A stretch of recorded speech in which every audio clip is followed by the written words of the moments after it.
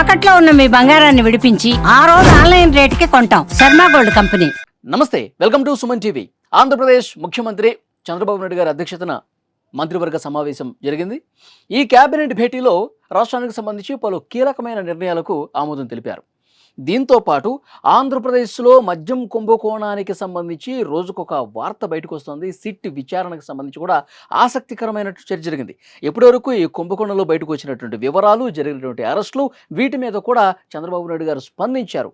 ఈ మద్యం కుంభకోణం గురించి ఆయన ఏం మాట్లాడారనేది నేను తర్వాత చెప్తాను. ముందుగా క్యాబినెట్ డెసిషన్స్ ఏం జరిగినాయో ఒక నిమిషం మీకు ఎక్స్ప్లెయిన్ చేసే ప్రయత్నం చేస్తాం. 2260 స్పెషల్ ఎడ్యుకేషన్ టీచర్ల నియామకానికి క్యాబినెట్ ఆమోదం తెలిపింది. హైదరాబాద్లో పొట్టి శ్రీరాములు తెలుగు యూనివర్సిటీ ఉంది కదండి, అది ఏపీకి తరలించేందుకు ప్రతిపాదనకు ఆమోదం తెలిపారు.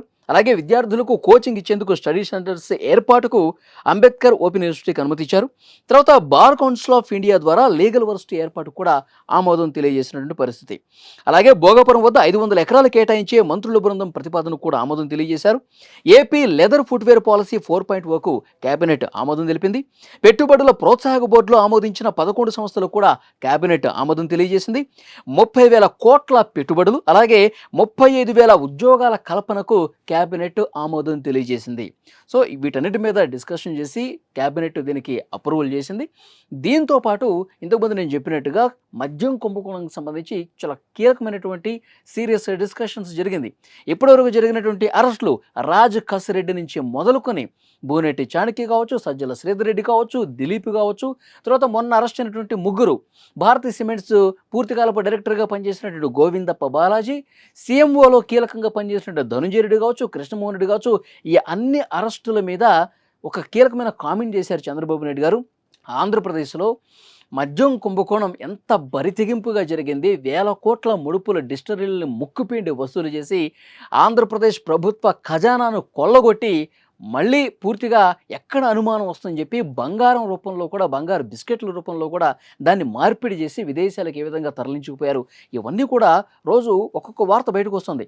దీని గురించి మంత్రులందరూ చెప్తా ఉన్నారు. ఇప్పటివరకు అరెస్ట్ అయిన వాళ్ళు ఇచ్చినటువంటి సమాచారం, సిట్ దర్యాప్తు గురించి కూడా చంద్రబాబు నాయుడు గారు మాట్లాడారు. సిట్ దర్యాప్తు చాలా పారదర్శకంగా జరుగుతోంది. ఇందులో ఇన్వాల్వ్ అయినటువంటి ఎవరైనా సరే చట్టం ముందు దోషులుగా నిలబడాల్సిందే. ఎవరు అవినీతి చేసినా, నేరాలకు పాల్పడ్డా వాళ్ళు జైలుకు పోక తప్పదు అని చెప్పి ఖరాఖండిగా చాలా స్పష్టంగా చెప్పారు. అయితే మంత్రులందరూ కూడా ఒక సున్నితమైనటువంటి హెచ్చరిక చేశారు చంద్రబాబు నాయుడు గారు. మీరెవరూ కూడా ఈ మద్యం కుంభకోణానికి సంబంధించి బహిరంగంగా మాట్లాడొద్దు, మీడియాకి ఎక్కి వాళ్ళు అరెస్ట్ అవుతున్నారు, వీళ్ళు అరెస్ట్ అవుతున్నారు అని చెప్పి మీరు అత్యుత్సాహం ప్రదర్శించకండి. సిట్ పారదర్శకంగా దర్యాప్తు చేస్తుంది. ఇందులో ఉన్నటువంటి బిగ్ బాస్ వరకు కూడా ఎవరైతే అంతిమ లబ్ధిదారు ఉన్నాడో వాళ్ళందరినీ కూడా అరెస్ట్ చేసి జైలుకి పంపిస్తుంది. చట్టం తన పని తాను చేసిపోతుంది. మీరెవరు కూడా దీని గురించి మాట్లాడొద్దు అని చెప్పారు. అంటే దీన్ని బట్టి అర్థమవుతుంది, అతి త్వరలోనే విచారణ అనేది పారదర్శకంగా జరుగుతుంది. క్లైమాక్స్కి చేరిపోయింది. ఇక వారం 2 వారాల్లోనే ఇందులో ఎవరు లాస్ట్ చైర్ ఎవరిది, ఎవరి వరకు వెళ్ళాయి ఈ డబ్బులు, ఈ బంగారం మొత్తం మూటలు గట్టి ఎవరికి ఇచ్చారు, ఎక్కడెక్కడ తరలించారు, ఇవన్నీ కూడా బయటకు వస్తాయి. అంతిమ లబ్ధిదారు అరెస్టు జరగక మానదు అని చెప్పి ఒక హింట్ ఇచ్చేశారు చంద్రబాబు నాయుడు గారు. సో దీని మీద ఫ్రెండ్స్ మీకేమనిపిస్తుంది? ఈ క్యాబినెట్ జరిగినటువంటి తీరు కావచ్చు, మద్యం కుంభకోణం మీద చంద్రబాబు నాయుడు గారు ప్రస్తావించినటువంటి ఈ అంశాలు కావచ్చు, మీకేమనిపిస్తుందో కామెంట్ రూపంలో తెలియజేయండి. Thank you very much.